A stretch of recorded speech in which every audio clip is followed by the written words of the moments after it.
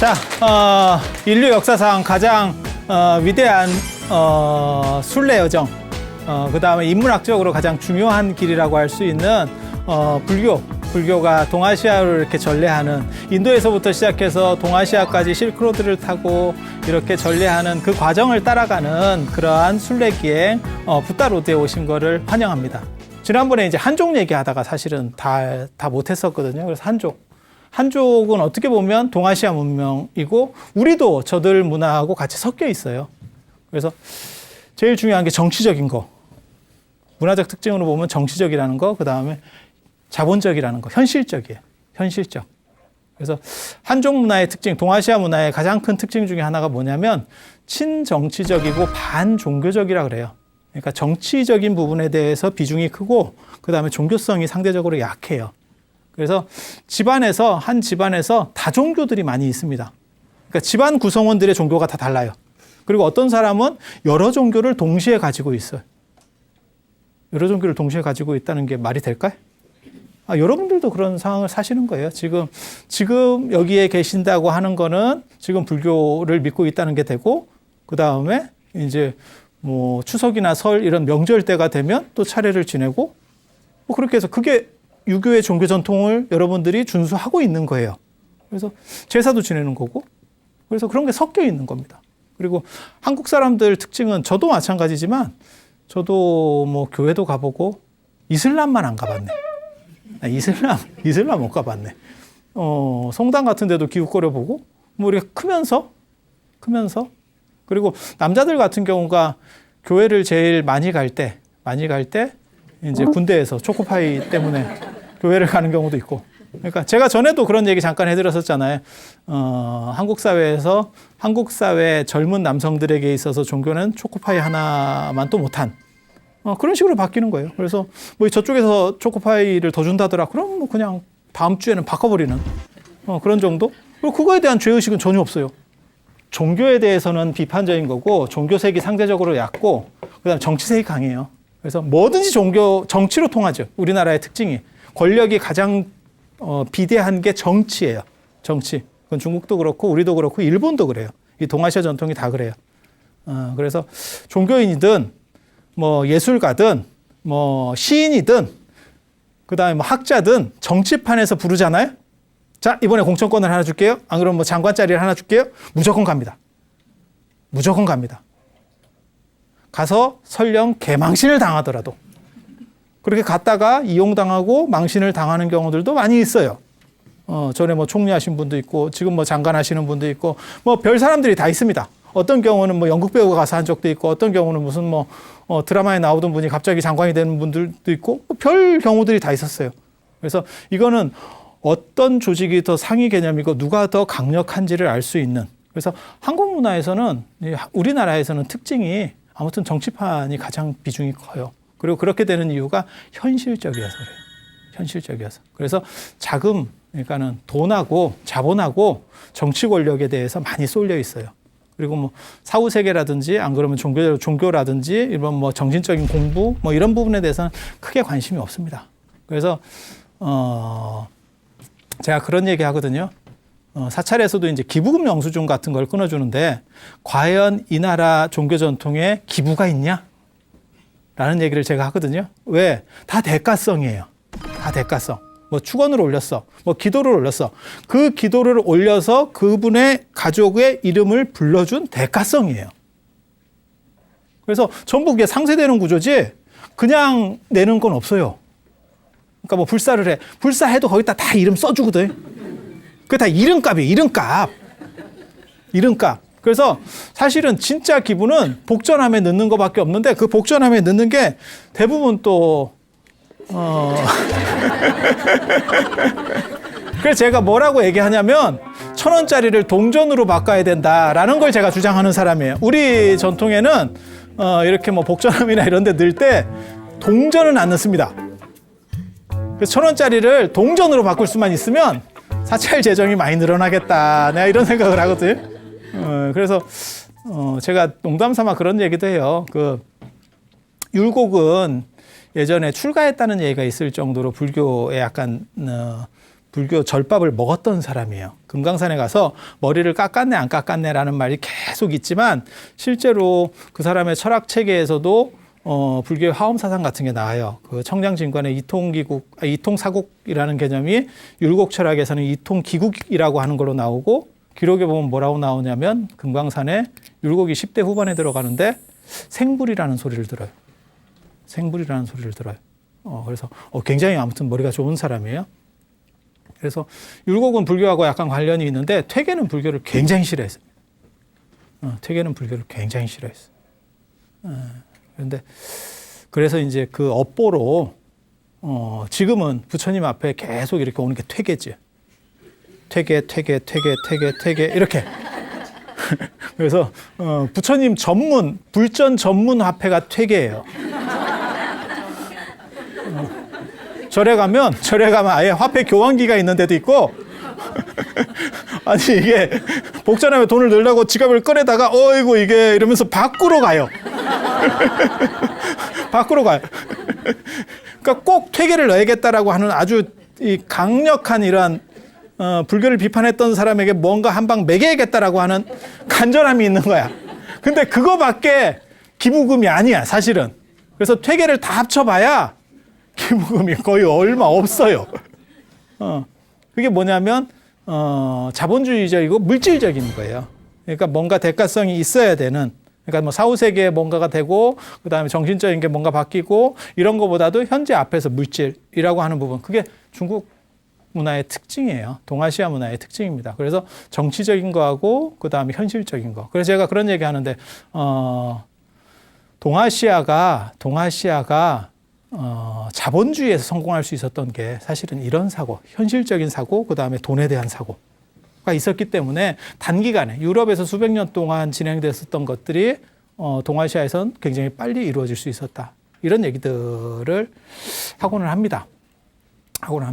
그래서 그게 꼭 단점이다라고만 얘기하는 게 아니에요. 문화의 특질이 있다라고 얘기를 하는 거예요. 그리고 이런 것들은 무엇이 옳고 무엇이 그르다라는 개념이 아니에요. 전부 수평적인 개념이에요. 얘네는 이렇게 살고 얘네는 이렇게 살았어. 라고 하는 거지 누구는 우월하고 누구는 하열하고 이런 식으로 보는 거는 아닙니다. 그래서 우리 문화의 특징이에요. 그래서 정치적인 거, 그 다음에 경제적인 거, 그 다음에 유교 문화에 입각한 가족주의라고 하는 게 있어요. 가족주의. 그래서 그 가족주의 전통이 강력하기 때문에 한 집안의 종교가 달라도 종교 분쟁은 없습니다. 특별하지 않으면. 외부인이 들어오면 상황이 달라져요. 그 외부인은 누굴까요? 그치. 외부인이 들어오면. 성씨가 다른 사람이 들어오면 충돌이 생기지 그냥 집안 같은 성씨끼리는 충돌이 거의 안 생깁니다. 종교가 달라도 그걸 타치하지 않아요. 그래서 제가 예전에 그런 얘기를 해드렸는데 지금은 이제 뭐 좀 됐지만 예전에 그 이명박 대통령이 대통령 하셨을 때 있잖아요. 벌써 좀 많이 된 얘기죠. 그죠? 벌써 대통령이 그 뒤로도 몇 번 이렇게 바뀌었으니까. 그때 고소영 내각이라고 그랬었어요. 고소영 내각. 기억하시는지 모르겠는데 유교와 관련해서 사면이라고 하는 게 있어요. 사면. 그게 혈연지연 학연입니다. 혈연지연 학연. 뭐 다 들어보신 얘기예요. 그래서 그분이 고려대를 나와서 고려대 출신들을 이렇게 쓰게 되는 거죠. 혈연이라고 하는 거야. 뭐 이거는 굉장히 강하죠. 뭐 따로 설명 안 해도. 그래서 어떤 범죄 사실이 벌어졌을 때 가족의 진술은 진술로 채택이 안 되죠. 뭐 자식이 뭘 어떻게 했어요? 알리바이를 부모가 변증해 주는 거는 법적으로 아무 그게 없죠. 그리고 그런 상황에서 부모가 거짓을 해도 큰 범죄 형성이 안 됩니다. 그게 나중에 걸렸다고 하더라도. 왜? 우리 입장에서는 그렇게 하라고 하는 게 전통적으로 어떻게 관습적으로 용인이 된 거예요. 그래서 법적으로 딱 잘라내기가 어려운 거예요. 그렇잖아요. 그래서 혈연이라고 하는 아주 강력한 게 있는 거고. 그래서 이런 게 이제 유교적 문화예요. 유교적 문화. 그래서 동아시아는 아직도 저런 부분들이 있는 거고.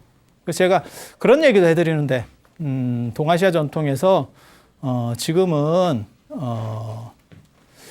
유교가 많이 이렇게 후퇴를 했어도, 아직까지도 우리가, 사고방식에서 가장 큰 비중을 차지하고 있는 게 사실 유교적 전통이에요. 그래서 상명하복적인 거, 그 다음에 윗사람을 어떻게 대할 것인가, 그 다음에 효라고 하는 개념.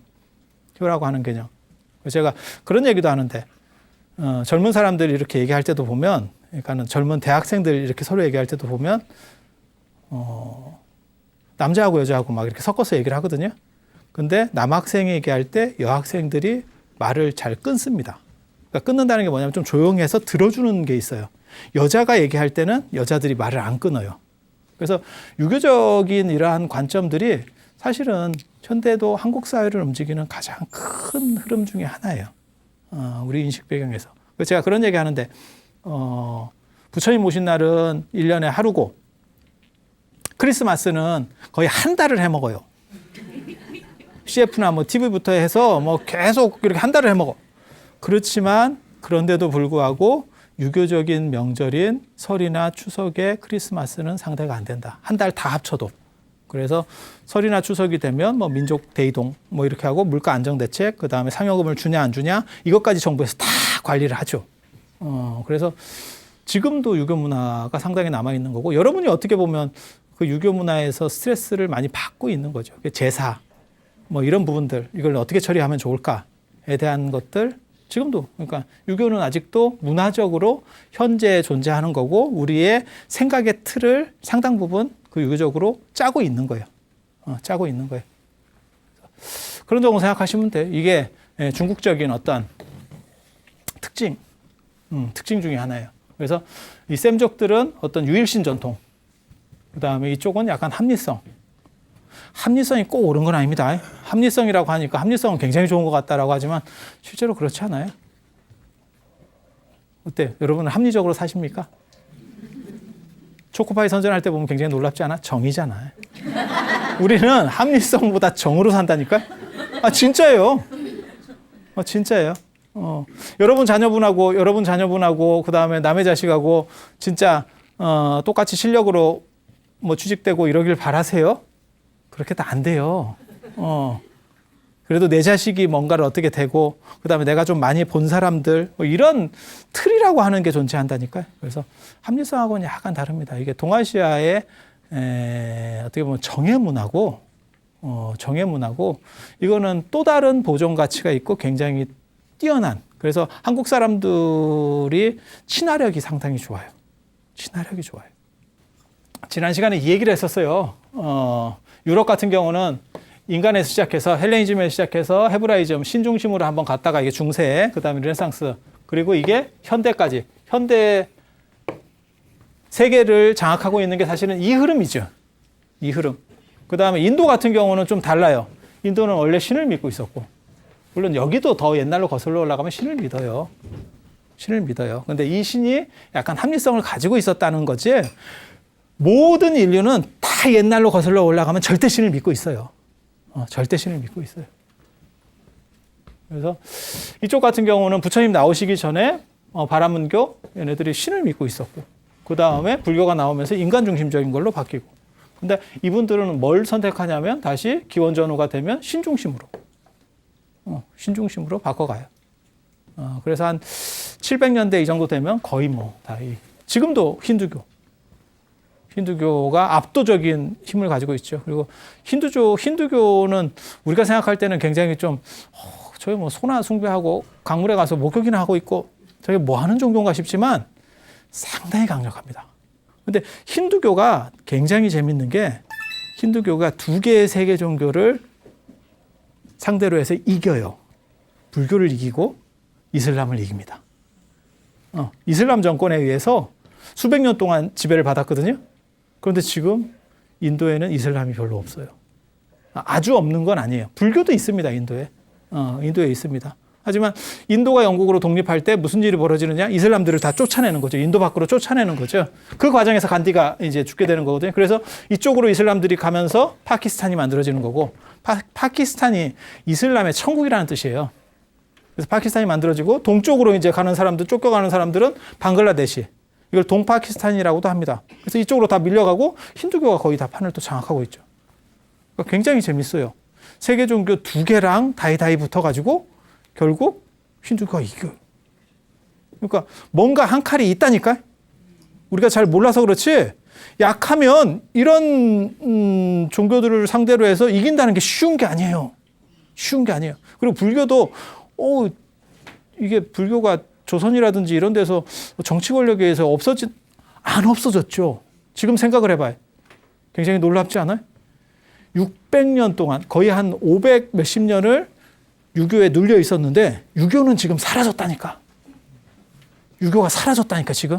문화적으로 남아있는 거지 종교적으로 유교가 남아있는 거는 없습니다. 여러분 혹시 상투 틀고 다니는 분 봤어요? 하지만 불교는 아직도 한 20% 정도가 남아있으니까. 그래서 힘이나 어떠한 이러한 외부적 권력 이런 거 가지고는 종교가 쉽게 안 무너져요. 그런데 힌두교가 그걸 다 극복해낸 거죠. 굉장히 재밌잖아요. 나름 다 한 칼이 있는 종교들.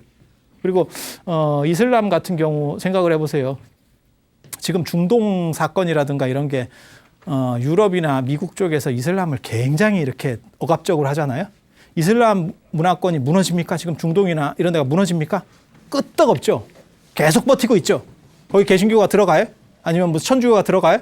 못 들어가죠. 스페인 가보셨으면 아시겠지만 거기에 이슬람이 거기까지 있었죠. 불과 몇백 년 전까지만 해도 거기 있었죠. 그게 아람브라 궁전이잖아요. 그죠? 너무 멋있지 않아요? 아니, 궁전이 멋있는 게 아니고 이슬람 사람들이 생각보다 문명적이다라는 생각을 저는 그 예전에 그 책 보면서 했거든요. 그 아람브라 궁전이 파괴되는 것을 볼 수 없어서 철수해 주잖아. 끝까지 그냥 지키면서 전쟁을 한 게 아니고 전쟁을 하면 이제 궁전이 깨지겠지. 근데 나는 이걸 그냥 지키기 위해서 나 그냥 빠지겠다. 너네가 보관 잘 해줘라. 언뜻 들으면요. 그게 쉬운 일 같지만요. 절대 안 그렇습니다. 절대 안 그렇습니다. 그냥 다 파괴돼도 내가 끝까지 버틴다. 인도는 아무튼 신을 맨 마지막으로 최종 선택해서 지금까지 오고 있는 거예요. 신중심적인 거고. 그 다음에 중국 얘기, 지난번에 사실 이거 하려다가 끝났었는데 중국 얘기는 중국이 처음에 철저하게 신을 믿었던 나라예요. 지금 저 이슬람이나 개신교 비교도 안 될 정도로 신을 믿었어요. 그게 은나라 때. 신정정치라고 해요. 신정정치. 이게 중국에 세 개의 고대 왕조가 있거든요. 고대 왕조가 그게 하나라, 그 다음에 은나라, 주나라 이렇게 해서 은나라를 은허라고 해서 이게 이제 황하 문명 할 때 그 은허의 발견 이렇게 되는 거예요. 은허 들어보셨어요? 거북이 껍질에다가 이렇게 갑골 문자. 거북이 등껍질 아니고 배껍질. 한약재에 용골이 있어요. 용골, 용뼈가 있다니까. 환장하겠지. 한약재에 진짜 용골이 있어요. 용골이. 예. 용뿔도 있잖아. 용뿔 안 드셔보셨어요? 용뿔 가루낸 게 용각산. 흔들어도 소리 안 나는 거 있잖아요. 그거 숟가락 빼고 흔들어야 소리 안 나요? 숟가락 넣은 상태에서 흔들면 소리가 나요? 아니 근데 진짜 한약에 용골이라고 하는 약재가 있어요. 그게 뭐냐면 오래된 요즘으로 말하면 화석 같은 것들. 옛날 동물의 화석 같은 것들을 용골이라고 그래요. 한약재에서. 그 용골을 그 당시 감기 유행하는 감기에 용골이 들어가게 돼 있어요. 용골이 들어가요. 그래서 옛날에 여러분들 아실 거예요. 어른들은 약첩을 엽니다. 약을 다리기 전에 약첩을 열어가지고 이거 먹으면 뭐 흰머리 나고 이러면 당신이 약간 손을 봐요. 그렇게 펴서 이제 이렇게 하는 게 중국에도 있거든요. 그래서 이렇게 보니까 거기에 이제 용골에 글자 비슷한 게 뭐가 이렇게 암호 같은 게 쓰여 있다는 거예요. 암호 같은 게 쓰여 있다는 거예요. 그게 뭐냐면 갑골이에요. 그걸 참 고고학적 발굴이라는 게 놀랍다. 그나마 학자가 그걸 보게 된 거예요. 그래서 이건 옛날 글자 같은데? 이렇게 해서 그거를 이제 정리하는 게 갑골의 발견이에요. 그래서 저게 은나라 수도인 은허라고 하는 지금 낙양성 정주 쪽이에요. 그쪽에 대부분의 갑골들이 실제로는 약으로 다 먹었다는 거. 약재로 다 파먹었다는 거. 그리고 지금 남은 거예요. 약으로 덜 쓰인 것들이. 굉장히 재밌죠. 근데 그 사람들이 이제 은나라, 원래는 상나라예요. 수도를 은나라로 바꾸고, 그 다음에 나중에 이제 은이라고, 나라도 바꿔요. 그러니까, 수도가, 어떻게 보면 나라 이름이 되는 경우, 불교에도 있습니다. 사위국이라고도 하고, 사위성이라고도 하고, 그렇게. 나라 이름과 그 다음에 이제 도시 이름이 같이 가는 경우. 도시를 중심으로 크게 움직이기 때문에 그래요. 그래서 이렇게 되는 거고, 나중에 이제 이 나라가 망해요. 이 나라가 망하고 나서 사람들이 떠돌게 되면 그게 이제 유민이 되니까 여기서 나오는 게 상인, 장사하는 사람들.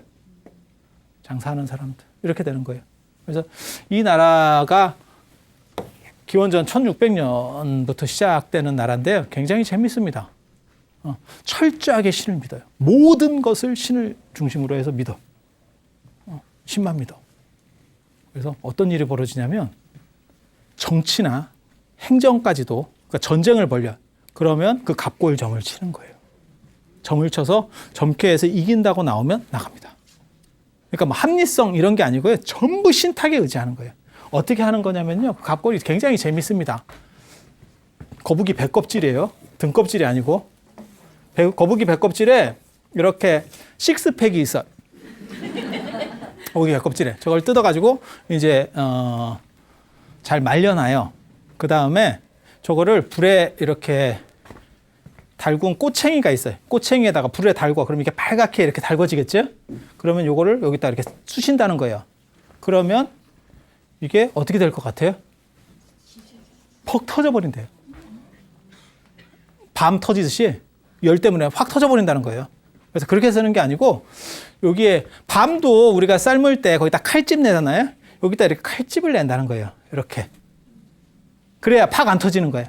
그래서 요거를 이렇게 불에다가 여기 칼집 낸 데다가 쑤시면 요게 이렇게 금이 간대. 그걸 균열이라 그래요. 거북균자를 써서 균열. 거북이 껍질이 갈라졌다 하는 거예요. 균열. 균열이 생겼다라고 하는 거예요. 그 생김새를 보고 점사를 판단하는 거예요. 그래서 예를 들어서 내가 지금 전쟁을 해야겠습니다. 이번에 이길까요? 그렇게 하면 여기에 이 생기는 모양을 보고 오케이? 아니면 말고 이렇게 되는 거예요. 사실 한국 사람들은 다 점을 봐요. 누구든 점을 봐요. 여러분도 다 점쟁이 출신이에요. 한국은 문화적으로 전부 전 국민이 점을 봅니다. 이렇게 얘기하면 아이 뭔 소리 하느냐 이러는데, 어렸을 때 가위바위보 할 때 이렇게 두 가지를 우리가 배웠잖아요. 이거하고 이거. 나 이거는 잘 안 하는데 이거 이제 나이 먹어갖고 이거 안 돼. 근데 이렇게 보면 구멍이 있는데 그게 굉장히 웃기는 게, 그게 주먹을 내라는 건지 가위를 내라는 보재기를 내라는 건지 몰라요. 근데 그거를 뭔가 나름대로 이게 그거 같은데 이러면 그걸로 가는 거예요. 점이 그런 정도예요. 굉장히 이게 좀 뭐랄까 약간 미개한 거라니까요. 그렇지 않아요? 이거 안 해보신 분 있어요? 다 해봤어요. 그러니까 여러분도 다 어떻게 보면 점쟁이 출신이에요. 근데 이제 그쪽에 자질이 없었던 거지. 큰 자질이 없었던 거예요. 그렇게 해서 그걸 상징 해석을 하는 거고, 이때 미리 이렇게 이렇게 금을 거놓는 거, 요게 전복자입니다. 전복자가 여기서 나오는 거예요. 그리고 저거를 보통 사람은 이걸 해석을 못 하죠. 이게 이렇게 갈라진 거를 저게 이건지 저건지 어떻게 알아? 그러니까 그거를 쉽게 말해서 제사장이 해석을 해내는 거죠. 그 사람이 해석해서 말로 해주면 그게 점이요. 그게 점이에요. 거기서 나오는 거예요. 그렇게 해서 모든 걸 이 사람들은 전부 신탁에 의지해서 했어요. 그걸 신정정치라고 합니다. 정치에 관계는 모든 걸 다 저걸로 다 해. 전부 다 저걸로 해. 환장하겠지. 그런데도 나라가 돌아간다는 게 참 불가사의합니다. 그 시절이니까 그럴 거예요. 그 시절이니까. 근데 이 나라가 망할 때 아주 재밌는 일이 있어요. 은나라가 망할 때 누가 나타나는 거냐면 주나라. 이 다음 왕조가 이 주나라니까. 주나라에 문왕이라는 사람이 있고 무왕이라는 사람이 있어요. 그게 우리식으로 말하면 이성계 같은 사람이에요. 이성계 같은 사람. 이해되죠? 구테타 일으키는 사람. 그 사람의 책사가 그 유명한 강태공이에요. 강태공 여상이라고 하는 사람. 들어보셨죠? 강태공. 강태공의 고든 낚시. 뭐 이런 얘기 들어봤잖아요. 뭐 하는지 잘 모르겠습니다. 이 강태공 진짜. 진짜 지략가고 제갈량보다 뭐 한 몇십 배는 머리가 좋은 사람이에요. 그리고 이 사람 점쟁이 출신입니다. 그리고 점은 좀 떨어지고 미신이고 아니에요. 고대에는 그렇게 평가가 안 됐어요. 진시황이 분서갱유하고 다른 걸 다 없앨 때 점책은 손대지 않았습니다. 왜? 진시황이 손 안 댄 책들이 있어요. 그게 농업 관련된 책들, 그 다음에 의학 관련된 책들, 과학서적 이런 거는 손을 안 댔어요. 점책은 그때 불에 안 태워집니다. 이유가 뭐냐면 과학서적으로 분류돼요. 지금하고 시대가 굉장히 다르죠. 점이 과학이었다고? 그래서 강태공이 굉장한 지식인이에요. 나중에 태공이라는 벼슬을 얻는 거예요. 강자라고 하는 사람이고 이름이 성이 강씨고 태공이라고 하는 벼슬을 얻는 거예요. 그래서 강태공 이렇게 붙는 거예요. 놀라운 건 뭐냐면 72세까지 낚시질만 하고 있다는 거예요. 그러니까 고급 지식인에다가 공부를 많이 했어요. 공부를 많이 했어. 그런데도 불구하고 72세가 되도록 강에서 낚시만 하고 있대요. 마누라 입장에서 어떻겠어요? 억장이 무너진다. 72세까지 낚시질에 딱 하는데 거짓말일 겁니다. 지금은 뭐 70 넘어도 정정하지만 제가 전에도 그런 얘기 해드렸잖아요. 신사임당 47에 돌아가셨고 율곡이 49에 죽고 진시황 그렇게 좋은 거 많이 먹었어도 49이에요. 그 시절이 그 2200년 진시황 때가. 근데 이거는 뭐 지금 은나라면 지금 3000년 전 얘기를 하고 있는 거예요. 3000년 전 얘기 이때 그때 72세까지 낚시하고 있다고? 안 그래요. 아마 좀 과장이 됐을 거예요. 근데 아무튼 낚시를 하고 있었대. 그 낚시가 어떻게 된 낚시냐면 찌가 이런 낚시가 아니고 이렇게 반듯한 낚시예요. 그래서 그 강태공 고든 낚시라고 하는 거예요. 이렇게 돼 있으니까 물고기가 물겠어? 이게 낚시라고 하는 게 개인적으로 저는 낚시를 굉장히 잔인하다고 생각하는 사람이거든요. 어떻게 보면 도살하는 것보다 낚시가 더 잔인하다고. 낚시하시는 분들한테는 좀 뭐 죄송할 수도 있는데 이제 요즘은 이제 안 먹고 풀어주는 경우도 많거든요. 잡기만 하고. 근데 한번 입장을 바꿔놓고 생각해봐. 온몸이 여기에 꽂혀서 들린다고 생각해봐라. 이게 얼마나 아프겠나. 여기로 해서 이렇게 당기면 그나마 낫다. 개 목줄 해갖고 드는 것보다 이게 훨씬 아플 것 같지 않아요? 그러니까 애가 팔딱팔딱 하지. 너 같으면 안 팔딱팔딱 하겠니? 이렇게 해서 당겨서 나오는데. 그러니까 마누라 입장에서 한번 생각을 해봐. 내 남편은 지식인이고 굉장히 공부도 잘하는 사람이야. 그런데 맨날 이게 뭔 짓인지도 모르는 낚시를 하고 있는 거야. 물고기 한 마리도 못 잡아와.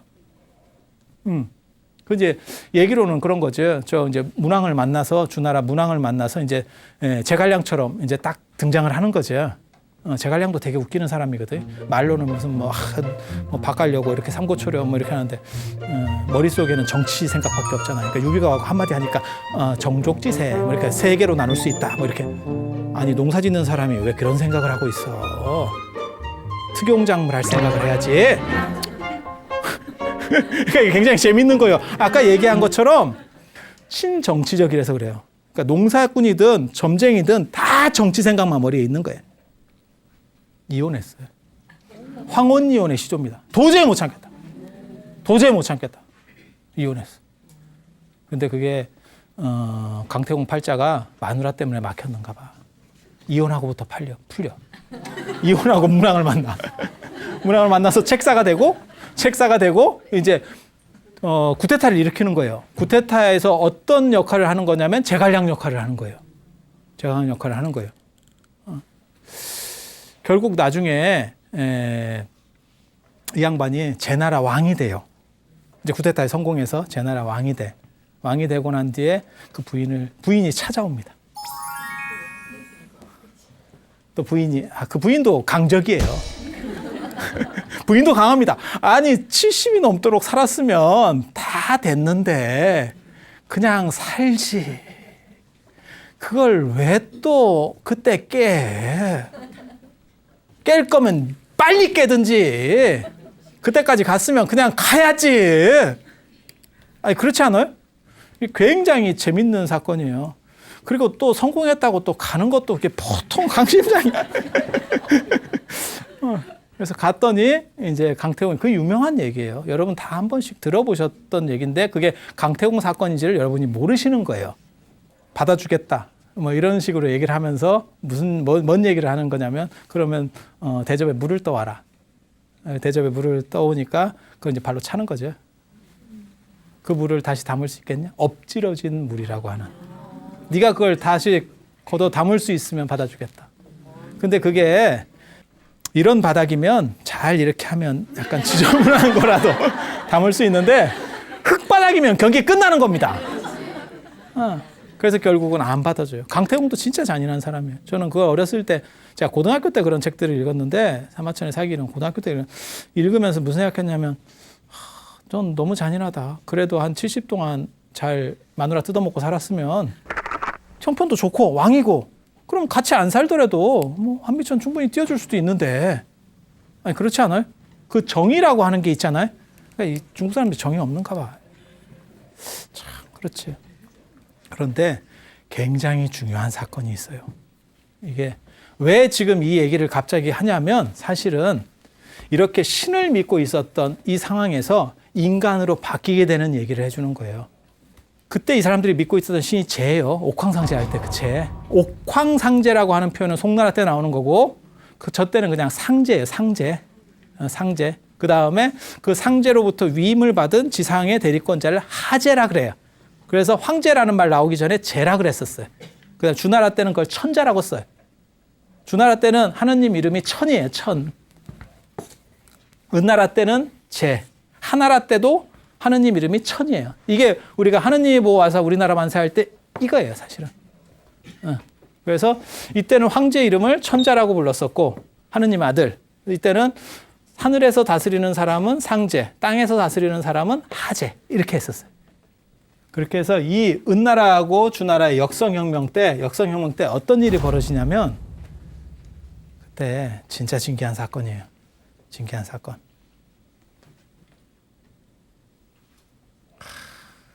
굉장히 신기한 사건.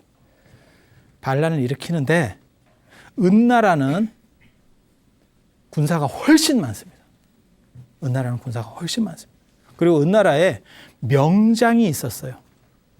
태사 문충이라고 아주 대단한 장군이 있어요. 대단한 장군이 있어요. 군사도 훨씬 많아요. 그런데 주나라가 서쪽에서부터 은나라를 치고 들어가는 거예요. 반란을 일으켜서. 그런데 반란군을 모집해서 시작하자마자 무슨 사건이 벌어지냐면 대장기가 꺾였대. 바람이 샥 불어가지고 대장기가 꺾였대. 불길하지 않아요? 지금 군사도 저쪽에 훨씬 많고 저쪽도 센 장군이 있어. 강태공만큼은 아니지만 센 장군이 있어. 그런데 우리가 반란을 일으켜가지고 이렇게 하고 있는데 시작하자마자 대장기가 꺾였어. 바람이 불어가지고. 그래서 우리는 여기서 큰 교훈을 얻을 수 있어요. 대장기는 금속 막대기를 써라. 나무를 쓰니까 꺾이지. 그러니까 사람들이 막 이렇게 혼란스러워하는 거예요. 거기 반란, 옛날에는 반란 일으키면 막 3족이 멸하고 9족이 멸하고 막 이런 상황이거든요. 그러니까 쪼려 있는데 대장기가 꺾이니까 이거 너무너무 불길한 거야. 그러니까 사람들이 뭐라 그랬냐면 강태공한테 우리 지금 하지 말고 조금 다시 기회를 봅시다. 지금 불길합니다. 이렇게 막 요동치는 거예요. 그러니까 강태공이 뭐라고 얘기하냐면 내가 점쟁이고 내가 하늘의 뜻을 받는 사람인데 이거는 이긴다는 뜻이다. 상대를 꺾는다는 뜻이다. 이렇게 얘기했어. 뭔 그지 같은 얘기요. 그럼 상대께 꺾여야지. 왜 우리께 꺾여? 사람들이 그 얘기를 들어도 아무리 전공자래도 그건 아닌 것 같다. 이렇게 나오는 거예요. 그러니까 굉장히 재밌는 행동을 해요. 내 말이 맞는지 안 맞는지 알고 싶으면 한번 하늘의 뜻을 물어보자. 신탁을 한번 해보자. 그러면서 뭐라 그러냐면 동전 100개를 동시에 던져서 전부 안면이 나오면 그거는 우리가 이기는 거다. 내 말이 맞는 거다. 하나라도 뒤집어지면 취소하고 전부 다 집으로 돌아가자. 동전 100개를 던져서 동시에 던져서 그게 전부 안면이 나올 확률 존재는 하지만 현실적으로 있을 수 없는 확률이요. 그거는 그냥 계산상으로만 있는 확률이라니까. 뭐하고 똑같은 거냐면 원숭이를 컴퓨터 자판 앞에 놨을 때 원숭이가 아무렇게나 쳤는데 햄릿을 칠 확률도 있다니까. 공부를 전혀 못하는 놈이 수능에 가가지고 만점을 맞을 찍어서 만점도 나올 확률이 있어요. 확률은 있어. 현실은 없어. 현실은 없어. 아니 그렇지 않아요? 똑같은 거예요. 그러니까 모두가 아무도 안 믿은 거지. 그 상황에서 그러니까 사람들이 그 정도면 충분합니다. 그러니까 또 동전을 준비해 놨어요. 동전을 쫙 던지는데 전부 한 명이 나왔더라고요. 그러니까 옛날 동전은 또 구멍이 뚫렸거든. 아니, 그런 동전 아니에요. 우리처럼 생각하는 그런 동전 아니에요. 이게 도끼같이 생긴 그런 동전인데 구멍이 뚫렸거든. 그러니까는 이게 타짜예요. 타짜. 동전에 손대지 마라. 동전에 손대지 마라. 거기 구멍 뚫린 데다가 전부 못 박아라. 못 박아라. 모든 사람들이 모든 군사가 볼 수 있도록 못을 박아라. 그래서 수도로 치고 들어가요. 은어로 치고 들어갑니다. 사람들은 이제 다 이긴다. 그러니까 절대적으로 신을 믿는 상황에서 신이 도와준다라고 하니까 엄청난 힘이 생기는 거죠. 그래서 결국은 이겨요. 결국은 이겨. 어떻게 이기냐면 반란이 일어났는데 은나라 정부에서는 어떻게 한 줄 아세요? 점을 봤어요. 점을 봤어. 점을 봤더니 이 거북이를 꽂는데 이 거북이가 뭐라고 나오냐면 하느님이 막아준다. 하느님이 막아준다. 그래서 전방에 있는 군대를 안 뺐어요. 중국은 예로부터 이 북방의 유목민들이 아주 위험해요. 그게 만리장성을 쌓는 이유거든요. 얘네 때문에 훈련 잘 된 부대들은 전부 전방에 나가 있었다. 우리도 마찬가지예요. 지금 38선의 군대들이 다 가 있는 거예요. 후방에서 반란이 일어났으면 전방에 있는 군대를 빼서 후방으로 막아야 되는 거예요. 그게 상식이잖아요. 그런데 대장군한테도 연락도 안 하고 하느님이 막아주는데 굳이 군대를 왜 빼느냐라고 한 거예요. 그러니까 신을 너무너무 절대적으로 믿은 거지. 말 같지도 않은 얘기예요. 신이 막아줬을까? 경기 끝났어요. 신은 무책임해. 신은 무책임해. 그리고 나서 결국 수도가 장악되고 대장군이 내려와요. 태사 문충이 내려와요. 군대를 가지고 내려와요. 그런데 황제가 죽은, 쉽게 말해서 임금이 죽은 상황에서 통솔할 수가 없었어요. 그래서 결국 강태공한테 집니다. 그 사람이. 그래서 이 문충이라고 하는 사람은 졌는데도 불구하고 명장으로 남는 사람이에요. 계백 같은 사람이라고 보시면 돼요. 그러니까 굉장히 대단한 사람이에요. 그런데도 통솔할 수 없어서 결국 은나라가 망하게 됩니다. 그리고 나서 주나라가 들어서는데 나중에 강태공이 다시 글로 돌아가요. 그러면서 그 동전을 까보라고 합니다. 앞뒤가 똑같은 동전. 강태공은 첫 판부터 장난질을 한 거예요. 이게 뭘 얘기하는 거냐면 신을 절대적으로 믿고 있었던 은나라 사람들, 강태공은 자기가 점쟁이고 신관이에요. 어떻게 보면 신관. 그런데 벌써 안 믿고 있는 거죠. 안 믿고 있는 거죠. 그게 은나라에서 주나라로 바뀌게 되는 이유예요. 사건이, 역사가. 이때 중국 사람들은 엄청난 교훈을 얻는 거예요. 아, 신이라는 게 뻥커구나. 신이라는 게 별게 없구나. 라는 생각을 한번 하게 돼요. 큰 교훈이지. 왜? 신 믿었다가 나라가 끝나버린 거예요. 그래서 그때 한번 하고 춘추전국 시대가 되면 그때는 박 터지게 나라들이 쪼개서 전쟁하던 상황이에요. 그때 신을 믿으면 그 나라가 이기나?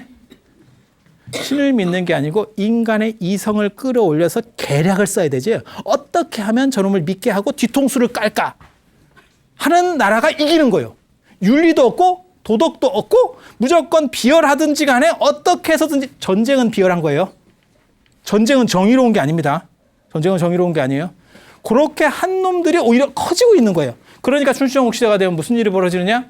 동주가 춘추전국 시대예요. 무슨 일이 벌어지냐면 신에 대한 생각이 사라져요. 그래서 신을 인격적으로 보는 게 아니고 원리적으로 봐요. 그래서 이 천이라고 하는 글자가 이게 원래는 신을 나타내는 글자예요. 신을 나타내는 글자. 그래서 세 가지로 쓰여요. 천이라는 글자가 세 가지로 쓰여요. 하나는 진짜 신, 인격적인 신, 기독교의 신처럼. 지금도 우리가 그걸 써요. 그런 표현을 써요. 그게 언제 쓰냐면 하늘이 무심타. 어떤 억울한 일을 당했을 때 하늘이 무심타. 그건 인격적이라는 얘기예요. 그 다음에 또 하나는 어떤 식으로 쓰는 거냐면 원리, 천리. 천리. 원리라고 하는 의미로 써요. 하늘의 법칙, 어떤 자연의 법칙, 진리 이런 의미로 써요. 저 원리를 규명하는 게 나중에 성리학, 리를 규명하는 학문이 되는 거예요. 그리고 또 하나의 의미는 뭐냐면 그냥 하늘, 파란 하늘, 자연 이런 의미로 쓰여요. 그래서 중국이라고 하는 나라는 이때 강태공 때 한번 C급하고 그다음에 춘추전국 시대 때 완전히 인간으로. 그러니까 신이라고 하는 개념이 없는 거예요. 그래서 인간 중심적인 거고. 그러니까 봐봐. 춘추 시대가 시작되는 게 770년이거든요. 기원전 770년. 그러면 지금부터 2500년 전에 벌써 2500년, 2600년, 2700년 전에 중국에는 신에 대한 절대성이 사라져요. 절대성이 사라지면 현실에서 어떤 게 가장 강력할까? 신이라고 하는 건 종교성이거든요. 종교성이 사라지면 어느 게 가장 강력할까? 정치죠. 그 다음에 두 번째 강력한 건 뭐죠? 자본, 돈.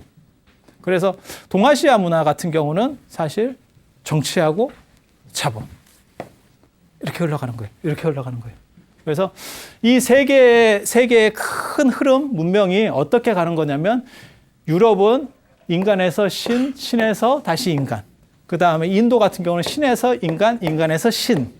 중국은 우리가 속해 있는 동아시아 문화는 신에서 시작했다가 인간으로 가고 인간에서 인간적인 부분으로 내려온 게 벌써 한 2500년 정도는 계속 인간 중심적이에요. 그래서 전에도 제가 그런 얘기 해드렸잖아요.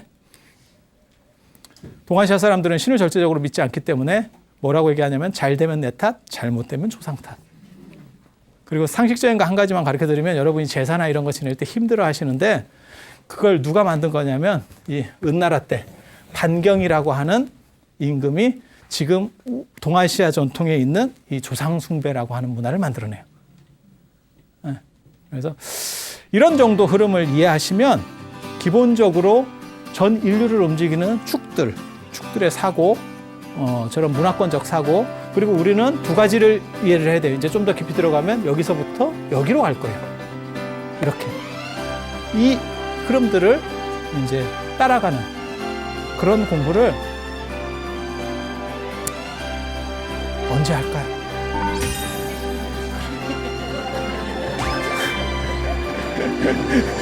다음 시간에 이 이야기들을 이제 본격적으로 해드릴 거예요.